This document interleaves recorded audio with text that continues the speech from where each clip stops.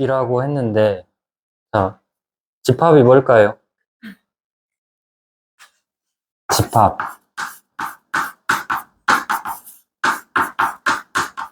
집합이 뭐예요? 그러니까 뭐 학생들 어디 뭐 몇 시까지 어디 앞으로 집합 이러면 어떻게? 모이는 걸 말하잖아, 그치? 뭐 예를 들어서 1학년 3반 학생들 어디로 몇 시까지 집합하세요 하면은 딱 1학년 3반 학생들만 가면 되는 거잖아, 그쵸? 그죠? 그러니까 그 집합이라고 한 데는 말 그대로 모이는 건데 그 모이는 데는 그냥 그 저기 모이라고 할 때 예쁜 사람 모이세요 이러면 되겠어, 안 되겠어? 안 되겠죠, 그치? 여기 있는 사람 다 가고 싶어. 예쁜 사람, 예쁘고 잘생긴 사람 모여라. 그러면 나도 가고 싶은데 입국화 당할 거 아니야. 그치? 왜? 내가 생각했을 땐 내가 잘생긴 것 같은데 다른 사람이 봤을 때는 뭐 저렇게 생긴 사람도 있냐 이렇게 생각할 수도 있잖아요. 그쵸? 그럼 뭐 다 예쁘다, 잘생겼다, 뭐 크다, 작다, 뭐, 뭐 잘한다, 못한다. 예, 이런 것들은 애매모호한 기준들은 우리가 그 집합이 될 수가 없다라는 거예요. 그러니까 객관적이고 명확하게 나눌 수 있는 기준이 있는 모임을 집합이라고 하자라는 거예요. 알겠어? 그러니까 예를 들어 그냥 아까 말했던 크다 작다도 기준이 될 수 없는 게 뭐냐면 어떤 것보다 크다 작다가 돼야지 그냥 크다 작다라는 기준이 될 수가 없다라는 거예요. 알겠어요? 그러니까 높은 산들의 모임 이러면 어떡해? 우리는 여기 뒤에 있는 유달산 높으니까 그냥 그 모임에 끼워놓고 싶은데 그 집합에 끼워놓고 싶은데 저기 설악산 밑에 가 사는 사람들이 보면 유달산이 산이겠어? 설악산이 1900m인가 되잖아, 그치? 아니면 뭐 한라산 밑에 사는 사람들이 유달산 보고 산이라 하겠어? 안 하겠잖아요, 그쵸? 그러니까 그런 이제 상대적으로 막 기준이 바뀌어버리거나 그런 게 아니라 정확하고 객관적인 기준이 있어야 된다라는 거예요. 산이 높다 낮다 하려면 뭐 200m 이상인 산들의 모임. 이러면은 정확한 딱 200m라는 기준이 있잖아요. 그렇죠? 그런 기준이 있기 때문에 그 기준에 의해서 정확하게 이제 모여야 된다라는 거고, 그러면 그 집합을 이루고 있는 대상 하나하나를 우리가 이제 원소라고 해요. 그러니까 예를 들어서 어떤 A라는 집합이 1하고 2하고 3하고 6을 이렇게 A라고 했어요. 예, 보통 집합의 이름을 쓸 때 이렇게 대문자를 쓴단 말이야. 알겠어? 앞으로 책에 나와 있는 모든 내용들이 집합의 이름은 대부분 대문자를 써요, 이렇게. 알겠어? 그리고 이제 이 안에 이루고 있는 이 대상 하나하나를 원소라고 하는데 그 원소들을 이제 소문자로 표시를 할 거예요. 보통은, 대부분. 자, 그러면 지금 이거는 어떤 거를 모아놓은 집합이에요? 6의 약수들의 모임이죠. 그렇죠? 6의 약수들의 모임인데 보면은 1은 A의 원소잖아요. 그러면은 이거 이루고 있는 대상 하나하나를 원소라 그랬잖아요. 자, 1은 A의 원소인데 그럼 그 원소라는 의미로 기호를 어떻게 쓰냐? 이렇게 2를 좀 동그랗게 써가지고 A를 향하게끔 이렇게 만들어주면 된다라는 거야. 그러면 우리가 이제 뭐 크다 작다 부등호 표시하듯이 자, 집합이 더 큰 단위잖아요. 그쵸?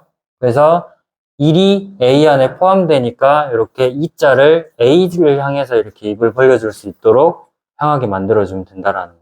알겠어?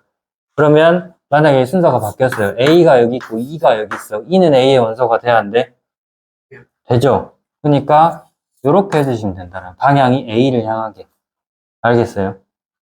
지원 이해됐어? 자, 그러면 도대체 이 2라는 기호가 뭔 기호길래 이렇게 하냐? 자, 원소를 영어로 엘리멘트라 그래요. 알겠어? 첫 글자가 2잖아. 그래서 대부분의 이제 수학적인 기호들은 이제 영어권 애들이 많이 만든 것들이 많아서 그리스 쪽이나 영어권 애들이 만든 게 많아서 우리가 방정식 같은 경우에는 뭐 알파, 베타, 감마, 델타 이런 거 많이 썼잖아요. 그리스 문자에. 그쵸? 그 다음에 뭐 다른 것들은 영어를 쓰는 게 맞는데 어쨌든 그쪽 애들이 좀 만들어 놓은 게 많아가지고 이렇게 한다라는 거 이해됐어요? 자, 그러면은 그 3도 지금 A의 원소가 됐죠. 그래서 이렇게 표시를 해주시면 되겠지. 그러면 4는 A의 원소가 돼야 안 돼? 안 되니까 이렇게 하면 돼야 안 돼요? 안 되니까 짝대기 하나 그어줘야 돼. 안 된다는 의미로. 알겠어요? 안 된다는 의미로 이렇게 짝대기 하나 그어주셔야 되고, 만약에 그러면 5는 A를 포함할 수 없다. 이거 맞는 말일까요? 틀린 말일까요? 지연이는? 둘 다 맞는 말이야? 자, 봐봐. 우리가 포함된다, 안 된다는 그 집합이 원소 안에 포함된다, 안 된다를 얘기할 수 있어요, 없어요? 딱 얘기할 수가 없어요. 왜 그러냐면, 생각을 해봐봐. 자, 성우는 마리아에고에 다녀. 그치? 그러면 마리아에고가 성우한테 포함이 됐어. 그렇게 얘기할 수 있어? 마리아의 고등학교가 성우 너한테 포함이 된 거야? 아니잖아요. 그치? 사람 한 사람이 그 학교의 안으로 포함이 된 거지, 어떤 학교가 어떤 한 사람한테 포함이 된다, 안 된다를 얘기할 수가 없다라는 거야. 알겠어? 그러니까 집합이 훨씬 더 큰 개념이기 때문에 집합 자체가 어떤 원소 안에 포함이 된다, 안 된다를 얘기할 수 없다라는 거예요. 그러니까 이거는 그냥 틀린 말이야. 절대 이렇게 나타낼 수가 없어요. 무슨 말인지 알겠어? 지원 이해됐어? 성훈. 자, 이렇게 하시면 되고, 원소일 때 아닐 때, 이제, 구분해서 나타내주시면 되고, 그리고 이제, 집합을 표현할 때, 지금 이렇게 쓰면 원소를 하나하나 나열했잖아요. 그쵸? 자, 원소를 하나하나 나열했다고 해서 이렇게 쓰는 방법을 원소 나열법이라고 그래. 그러니까 정말 그 수학적인 용어들은 단순한 게 많아. 단순하고 정말 성의 없이 지은 것들이 많아요. 거의 대부분이 그래. 그러니까 그 원소를 그냥 나열했으니까 원소 나열법인 거야. 알겠어요? 단순하죠? 자, 그러면 이거를 보면은 원소 나열법으로 나타냈을 때는 지금 이게 원소가 4개밖에 안 되잖아요. 그렇죠? 원소가 4개밖에 안 돼서 딱 이것만 보더라도 아, 얘네들은 어떤 거를 모아놓은 집합이다라고 알 수 있는 거잖아. 근데 원소가 좀 많아지거나 하면은 이렇게 원소를 다 나열해버리면 이거 뭘 모아놓은 집합이다냐라고 이렇게 알아먹기 힘들 때도 있겠죠. 그래서 그거를 조금 더 간편하게 바로 알아먹기 쉽게 만들어 놓은 게 뭐냐, 이렇게 쓰는 거예요. 여기다가 원소의 형태를 쓰는 거야. 원소 형태가 여기서는 X인 거야. 그러면 알겠어요? 그러면 이 옆에다가 짝대기 하나 그어놓고 여기 옆에다가 이 원소의 형태가 될 수 있는 애들의 그 조건을 적어주는 거야. 그러니까 여기 X는 뭐겠어? 그러면 6의 약수인데 정확히 말하면 보통 이제 양의 약수라고 많이 표현을 해요. 양수인 약수니까. 무슨 말인지 알겠어요?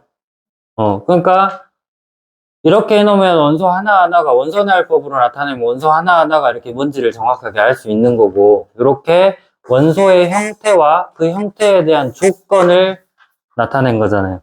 그렇죠? 이렇게 말하면 말 그대로 이 집합의 대상이 되는 애들이 어떤 성질을 가지고 있는지가 쉽게 파악이 된다라는 거죠. 장단점이 있겠죠, 다.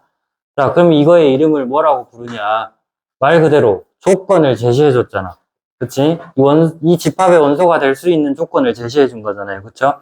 그래서 이거를 조건 제시법이다. 무슨 말인지 이해됐어요? 조건 제시법이다 라고 부른다라는 거야. 자, 그렇게 해서 원소 나열법과 조건 제시법 이렇게 두 가지가 있었고, 마지막으로 이제 뭐가 있냐면 집합의 이름을 여기다 이렇게 써놓고 동그랗게 울타리를 쳐놓고요. 여기다가 1, 2, 3, 6 이렇게 써놓는 거야. 원소 나열법이랑 또 별반 다를 건 없잖아요. 근데 저거는 집합 기호를 저렇게 사용해서 나타낸 거고, 이거는 그냥 그림 안에다가 쓴 거잖아요. 그쵸? 자, 이거를 우리가, 이것도 정말 단순해. 영국 수학자 벤이라는 사람이 그린 그림이다라고 해서 벤 다이어그램이라고 해요. 거짓말 아니고 진짜예요. 처음 그린 사람 이름이 벤이라고 해서 벤 다이어그램이야. 알겠어요? 그러니까 이런 거를 하면은 솔직히 말해서 이제 지금 여기서 원소가 여기에 포함되냐 마냐 이런 거를 파악을 할 때는 조건제시법이나 원소나열법으로 쓰는 경우가 대부분이야. 근데 벤 다이어그램을 사용하는 경우는 뭐냐면 그 다음에 우리가 집합 사이에 포함 관계가 나와요. 그러니까 여기서는 지금 어째서 원소가 집합에 포함되냐 안 되냐를 살펴봤잖아요. 근데 나중에 가면 집합끼리 얘네들이 포함이 어떻게 되고 포함이 되고 안 되고 부분 집합이 되고 말고 이런 것들을 파악하고자 할 때 벤 다이어그램을 굳이 원소 쓸 필요 없이 막 이렇게 두 집합 있으면 A 이렇게 있고 B가 이렇게 있고 그럼 이 겹치는 부분 뭐냐 뭐 이거 이런 거 찾을 때 이렇게 할 때 벤 다이어그램을 그려서 하면 조금 간편하게 문제가 풀리는 경우가 많다라는 걸 알겠어요? 이제 집합을 어떻게 표현하는지에 대해서 알아봤고요. 그 다음에 이제 보면은 지금 이거는 원소가 몇 개 있어? 4개 있죠. 자, 그래서 집합의 원소의 개수를 표현하고자 할 때 n이라고 이렇게 쓰고 괄호하고 여기다 집합을 쓰는 거야. 근데 집합의 이름을 적어도 되고 집합 자체를 적어도 돼요. 그러니까 여기서는 그냥 집합의 이름 하면 원소 몇 개? 4개 이렇게 하면 된다는 원소의 개수는 4다 이렇게 된다는 거죠. 무슨 말인지 됐어요? 이렇게 하시면 되고 원소의 개수가 4개인데 그럼 이렇게 원소의 개수를 정확히 몇 개인지 구할 수 있는 집합을 유한집합이라고 부른다는 거예요. 알겠어요? 유한집합이라고 부르고 원소의 개수가 정확히 몇 개인지 모르는 집합을 무한집합이라는 거예요. 그러니까 여기서 조금 이제 셀 수 있다 없다로 구분을 짓는 게 아니라 원소의 개수를 아냐 모르냐로 구분을 짓는 거예요. 무슨 차이일까요? 셀 수 있다 없다와 원소의 개수를 안다 모른다의 차이는 자 예를 들어서 자연수의 집합이 있어. 자연수는 1, 2, 3, 4 해가지고 뭐 100도 나오고 뭐 200도 나오고 쭉 가잖아요. 자 이거는 개수를 알아요 몰라요? 개수를 모르죠. 그럼 유한집합이냐 무한집합이냐라고 따졌을 때는 무한집합이잖아요. 그치? 근데 이제 일부 말하기로 무한집합을 셀 수 없는, 원소의 개수를 셀 수 없는 집합이다라고 그렇게 표현하는 경우도 있는데 그건 틀린 표현이라는 게 왜 그러냐면 자, 무한계이긴 해. 개수 자체가 몇 개인지 정확히 모르기 때문에 무한계이긴 한데 그래도 셀 수는 있잖아요. 1개, 2개, 3개, 4개, 5개 하고 죽을 때까지 세도 못 세겠지만 몇 개인지 계속 세볼 수는 있잖아. 그쵸? 무슨 말인지 알겠어? 그렇게 해서 셀 수 있다 없다로 구분 짓는 게 아니라 어떻게 구분 짓는다? 원소의 개수를 정확히 안다 모른다로 구분 짓는다고. 알겠어요? 원소의 개수를 정확히 알면 유한집합, 모르면 무한집합. 알겠어요? 그리고 특별히 어떤 집합이 이렇게 있어. 이 집합 기호를 이렇게 중괄호를 써서 나타내는데 이 안에 아무것도 안 들어있어. 원소가 없잖아요. 이거를 앞으로 공집합이라고 하고 이렇게 표현을 하자라는 거야. 읽을 때 이거는 파이라고 읽어요. 알겠어요? 그러니까 뭐 3.14 원주율 나타내는 그 파이랑 발음은 똑같은데 의미는 다르겠죠? 알겠어요? 이걸 파이라고 읽는데 자 그래서 이게 원소의 개수가 몇 개인가요? 그래서 이 공집합의 원소의 개수는 몇 개인 거예요? 0개인 거예요. 알겠어요? 그래서 원소의 개수가 하나도 없는 집합을 공집합이라고 하고 원소의 개수가 하나도 없으니까 공집합의 원소의 개수는 빵이라고 하면 되죠. 이해됐어요? 이렇게 하시면 되고 그러면 이 공집합은 유한집합일까요? 무한집합일까요? 유한집합이겠죠. 왜? 원소의 개수를 정확히 아니까 0개라고. 알겠어요? 자 그러면 이거랑 같을까 다를까?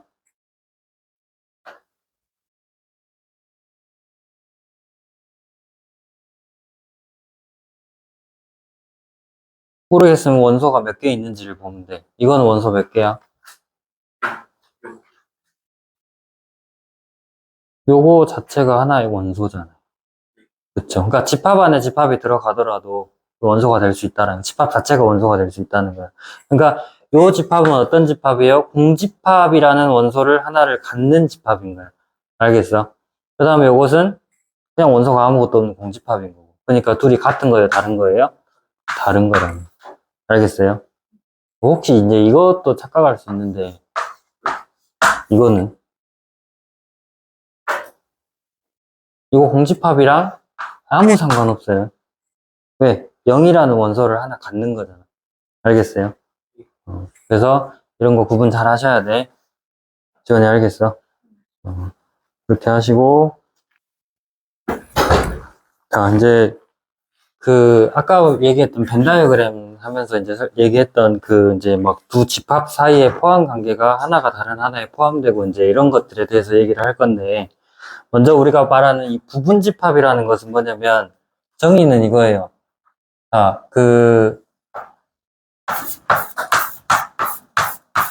요게 되는 모든 x에 대해서. 자, A의 모든 X 원소란 얘기죠. X는. 이거에 대해서 뭐가 성립한다? B의 원소가 될 때. A 안에 들어있는 모든 원소가 B에도 포함이 될 때. 이거를 A는 B의 부분집합이라고. 아까 이제 원소 같은 경우는 2를 써서 나타냈잖아요. 근데 요거는 2가 아니라 이렇게 가운데 빼놓고 요 기호를 써서 나타내 주시면 된다라는 거예요. 알겠어요? 그러면 이런 경우에 A가 B에 포함된다고 했잖아요. 그래서 이걸 A는 B의 부분집합이다라고 하는 건데, 그러면 A랑 B랑 서로 같을 수도 있을까? 그러니까 예를 들어서 A가 1, 2, 3이야. 근데 B가 1, 2, 3이야. 이때 A는 B의 부분집합이라고 할 수 있어요. 자, 봐봐. 지금 정의가 A의 원소가 되는 모든 X에 대해서 그 X가 B에도 포함이 돼 있으면 된다 했잖아요. 부분집합이라고 하려면. 그죠? 근데 A에 포함되어 있는 1, 2, 3이라는 원소에 대해서 1이 지금 B에 들어가 있죠. 그 다음에 2도 B에 들어가 있잖아요. 3도 B에 들어가 있지. 이거 만족시키지 않는 원소가 A에 있어? 없죠. 그러니까 모든 원소에 대해서 지금 이거를 다 만족시키잖아요. 그죠? 그래서 이렇게 집합이 서로 같다 하더라도 부분집합이 될 수 있다라는 거. 무슨 말인지 알겠어요? 지원 이해됐어? 그렇게 하시면 되고. 자, 그래서 이제 부분집합의 성질을 보면 여기서 봤듯이 이거 그대로 가도 부분집합 된다 했잖아요. 그러니까 어떤 A라는 집합은 자기 자신의 부분집합이 된다라는 거예요. 알겠어요? 그리고 공집합도 A라는 집합의 부분집합이 된다라는 거. 공집합에는 원소가 있어, 없어? 없죠. 그러면 공집합 안에 들어있는 모든 원소가 이 집합 A에도 포함이 된다고 볼 수가 있죠. 아무것도 없으니까. 그쵸? 그래서 조금 말이 어렵긴 한데 외우셔야 돼요. 공집합은 모든 집합의 부분집합이라는 거예요. 알겠어? 그거 외우시고. 자, 그래서 이제 여기서만 이제 서로 같은 집합이다 보면 여기서 이제 A가 B의 부분집합도 됐지만은 B도 A의 부분집합이 됐죠. 이런 경우에는 A랑 B랑 서로 같다고 하자라는 거예요. A가 B의 부분집합이 되고 B가 A의 부분집합이 이렇게 거꾸로 서로 왔다 갔다 할 수 있을 때 서로 같다라고 한다라는 거예요. 이해됐어요? 자, 그럼 부분집합을 우리가 한번 구해봅시다. 집합 A를 그냥 내가 1, 2, 3, 4라고 이렇게 4개의 원소로 갖는 이제 집합이라고 했을 때 얘네들의 부분집합을 다 구해주려면, 그러니까 이 집합 A의 부분집합이 될 수 있는 거를 지금 하나하나 다 구할 거예요. 자, 어떻게 구하냐? 원소의 개수별로 지금 따져보면 돼. 아까 공집합도 부분집합이 된다 그랬잖아. 그래서 원소의 개수가 하나도 없는 경우에는 일단 공집합 될 수 있죠. 알겠어요? 그리고 원소의 개수 하나짜리는 1 하나만 원소로 가질 수도 있고 2 하나만 원소로 가질 수도 있고 또 3 하나만 그리고 4 하나만 가지고 집합 만들 수 있겠죠. 이런 애들이 얘네들의 부분집합이 되겠지. 그 다음에 또 원소의 개수 2개짜리 부분집합들은 어떻게 되겠어? 1하고 2, 또 1하고 3, 또 1하고 4. 그리고 또 뭐 있어요? 2하고 3, 2하고 4, 그 다음에 3하고 4. 이렇게 얘기했죠. 원소 3개짜리는 1하고 2하고 3, 그리고 1하고 2하고 4, 그리고 1하고 3하고 4, 그리고 2하고 3하고 4 이렇게 있겠죠. 이해됐어요? 이렇게 하시면 되고, 원소 4개짜리는 마지막으로 1, 2, 3, 4 이렇게 있죠. 자, 이렇게 해서 얘네들의 부분집합이 될 수 있는 거 싹 다 구해봤더니 몇 개가 나왔어? 하나, 둘, 셋, 넷, 다섯, 여섯, 일곱, 여덟, 아홉, 열, 열하나, 열둘, 열세, 열네, 열다섯, 열여섯 개 나왔죠. 그치? 자, 근데 이거 봐봐. 이제 우리가 부분집합이 뭔지를 하나하나 아는 것도 중요하겠지만, 부분집합의 개수를 몇 개인지 구하라고 할 때도 있어요. 그러면 그때 이거 16개 다 구할 거야?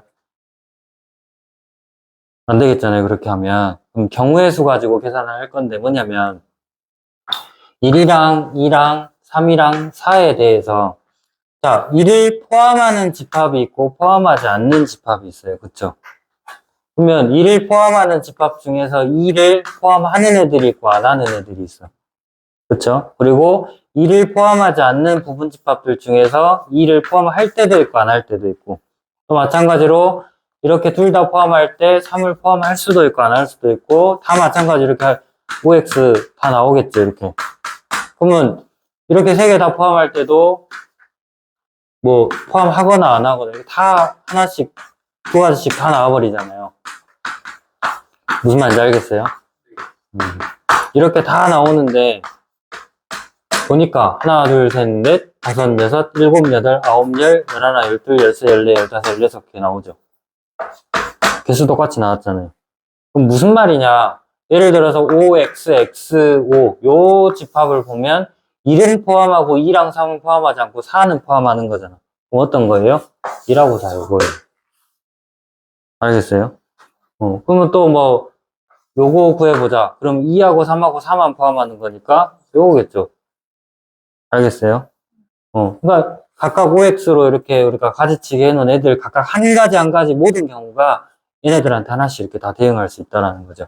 그럼 경우의 수 가지고 따지고 보면 1을 가지고 만들 수 있는 경우가 두 가지.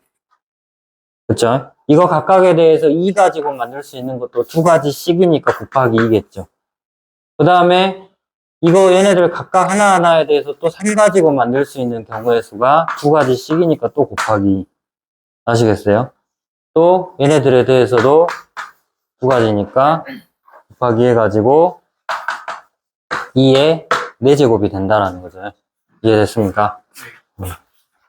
자, 그래서 이제 이렇게 원소의 개수가 지금 4개인 부분집합의 부분집합의 개수는 이렇게 2의 4제곱게 하면 되는데, 그러니까 예를 들어서 NA가 뭐 N이라고 나왔어. 이때 이 집합 A의 부분집합의 개수를 구해라 그러면 2의 N제곱개다라고 하면 된다는 거예요. 원소의 개수가 뭐 5개다 그러면 2의 5제곱개에서 32개가 나온다는 거예요. 집합의 개수는. 무슨 말인지 알겠어요? 그리고 이제 여기서 보면 지금 이 집합의 A 자체가 1, 2, 3, 4였는데 뭐 공집합도 나오고 여러 가지 부분집합들 다 구하다 보니까 자기 자신도 그대로 부분집합으로 나왔죠. 그러면 얘네들은 우리가 부분이라고 하면 전체가 아니라 말 그대로 일부분을 얘기를 해야 되잖아요. 그러면 진짜 부분집합이라고 해서 이거를 진부분집합이라고 하는데 자기 자신을 제외한 나머지 얘네들 있잖아요. 이거 제외하고 그쵸? 이 나머지 것들을 진부분집합이라고 하잖아요. 그럼 진부분집합의 개수를 구해라 그러면 여기서 하나만 빼주면 되겠죠. 하나 자기 자신만 빼면 되니까. 이해됐어요?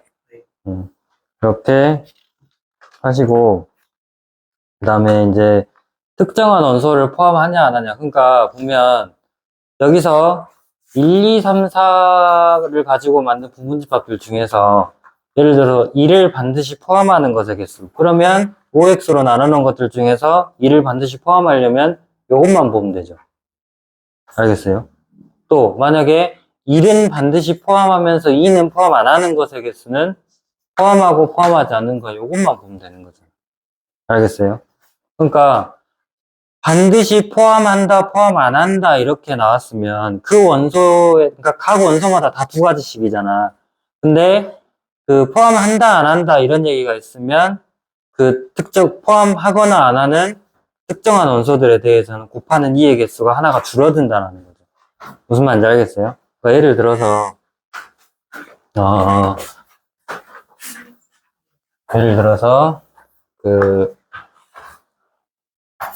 어떤 집합이 1, 2, 3, 4, 5, 6이 있어요. 근데 여기서 2하고 2는 반드시 포함하고 그 다음에 3은 포함하지 않는 부분집합의 개수를 구해라. 그러면 원래 부분집합 전체의 개수는 2의 6제곱일 거 아니에요. 그렇죠? 근데 2하고 2는 포함한다 했으니까 5x로 따지면 5인 경우만 보는 거잖아. 그래서 그 두 가지에 대해서는 곱하는 2의 개수가 그 두 개가 줄어든다는 얘기죠. 그래서 6 빼기 2제곱을 해주셔야 되고 3은 또 x만 본다는 얘기야. 그치? 그래서 곱하는 2의 개수가 하나가 또 줄어드니까 빼기 1 해주시면 된다. 그래서 2의 세제곱. 그래서 8가지라네.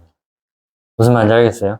특정한 원소를 포함하거나 포함하지 않는다 이런 말이 있으면 그 포함하거나 포함하지 않는 것의 개수만 거기서는 막 이렇게 몇 개 포함하면 어떻게 하고 또 몇 개 포함하지 않으면 또 어떻게 다 나눠서 해놨잖아요. 근데 그렇게 하는 게 아니라 그렇게 해도 되겠지만 이제 외울 게 많잖아. 그렇게 하면. 그러니까 포함하든지 안 하든지 다 똑같이 개수 빼주면 된다는 거. 알겠어요? 지원 이해됐어? 그래서 수업은 일단 여기까지 하고